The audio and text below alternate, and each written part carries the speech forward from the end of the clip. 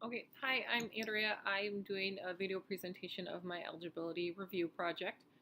For this project, I met with a special education teacher from the high school at GFW and did my project with her. So, in general, at GFW, what she explained to me is their referral process for them.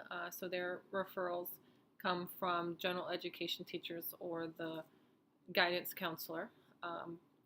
Before they make a referral, a general education teacher must try two interventions in their classroom unsuccessfully in order to make a referral to the special education teacher. Interventions could include using a parent in that classroom, maybe to have the student have their test read to them, um, providing the student with special notes or outlines of notes so it's easier for them to maybe take notes during class time. Different or specialized instruction, maybe one-on-one, explaining things a little differently to them, and just really making sure that they are having a difficult time with adequate instruction before referring them on to special ed. So that's important because that is one of the criteria for learning disabilities that we've learned is that students with learning disabilities need to show that they do have a failure to benefit or succeed using adequate instruction. So once that happens and the special education teacher gets a referral from a general education teacher, they meet with the parents, call the parents, and see if they're interested in possibly getting their child tested for special education services. If they are at GFW, they do a 30 school day policy that their testing and evaluation must be done within 30 days, which is a little bit different than the article that we had to read because that article stated that there was a timeline of 60 days. So that's a little bit of a discrepancy in probably just guidelines is what I'm assuming. So where I did this project, they have 30 school days to complete, which was a little bit tricky actually because when I was going there, it was when it was really cold and we're having all those snow days. So she was doing one and we talked about that. And in the article, it said 60 days in general. So just a little discrepancy to note. Every school must be a little bit different, I'm guessing. So anyway, if the parents want testing for their kids, they have 30 days. So in those 30 days, the things that I learned that need to be done are IQ testing if it's not done already by the school psychologist. The teacher that I met with usually does the Woodcock-Johnson test, and then she also does an ideas assessment is what she called it, interest, determination, exploration assessment system. And I got to see one and review it and actually get a copy of it. So she does those two assessments plus an interview with the kid, an interview with the parents, classroom observation both by the special education teacher and the school psychologist, and then surveys from their general education classroom. So that is what all goes into the eligibility process to determine if a student meets criteria for special education services. So for the eligibility review summary that I reviewed with the special education teacher I met with, it was a re-evaluation on a 10th grade female who I'm just going to call Sam for convenience.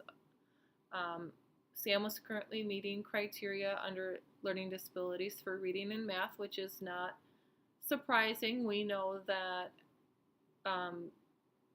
people that qualify under learning disabilities, the core top two areas are reading and math, so that was what Sam struggled with. So things that are important to note that I took from the evaluation summary is that Sam does not have any medical or psychological conditions that might impact her learning, so she's fully capable of learning. And there were some special and cultural considerations for Sam during the testing. So Sam's first language is Spanish. She speaks English as a second language. She does participate in some ELL classes at school. Important to note that her English is definitely improving, but there was an interpreter used for certain portions of the testing and also for the parent interview portion of the testing that was done. Sam's testing was also broken down into smaller sections, made sure it was done in a quiet setting, and it was cultural sensitive. Sam's strengths, I think her number one strength is that she likes school. I think that is a huge strength, and a lot of kids have anxiety about school, especially kids that maybe struggle a little bit in school, but Sam really likes school. Sam is a helpful student. She likes her siblings. Her favorite two subjects are Spanish and multimedia. She enjoys spending time with her family, watching the stars. She likes science and medical field. She'd like to be a nurse when she grows up. And Sam has 4 good friends.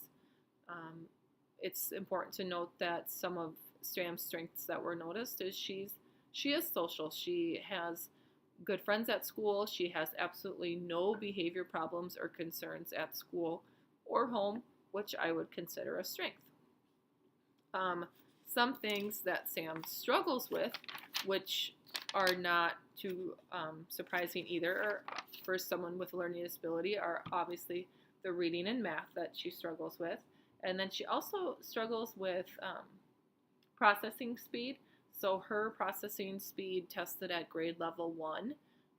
We know that processing speed and then her sequencing and planning also tested at a grade level 1. And we know that people that are diagnosed with a learning disability also struggle with processing and, their working memory and putting things in order and sequence and getting everything accomplished all at once. They need things broken down into smaller portions for them. So now on to some of the testing that was done on Sam's reevaluation.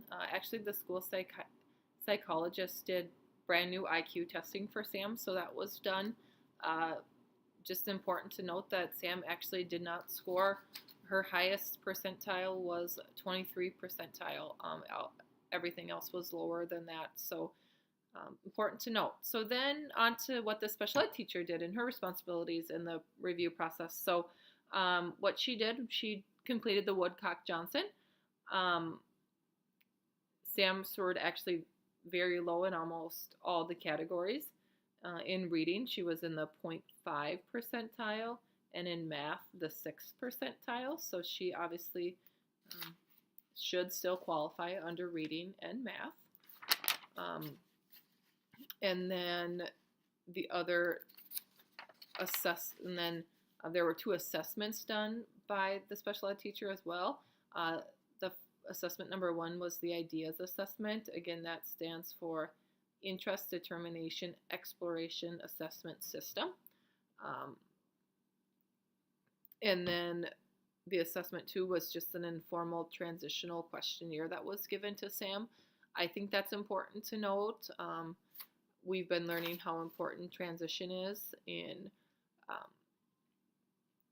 how that needs to be included in everyone's IEP now after the age of 14. So Sam's in 10th grade. It needs to be completed in hers, and we need to test for it so we know what to put in there, what we can help her with.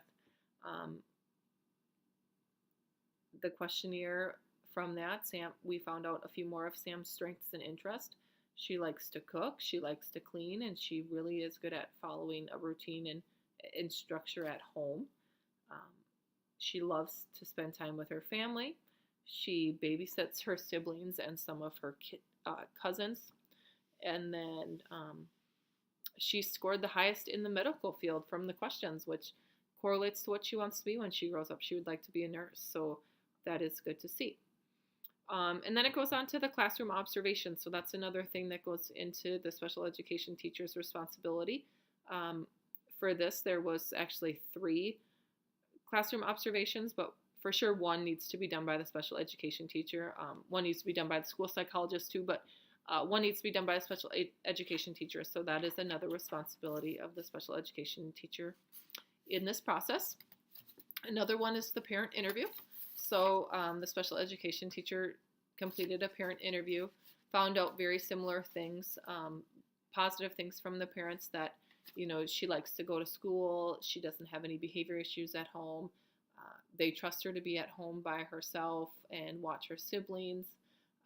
She's able to follow a routine at home, no hygiene concerns, anything like that. So it's all very positive from what they found out with the parents. Again, that was done through an interpreter, a Spanish interpreter.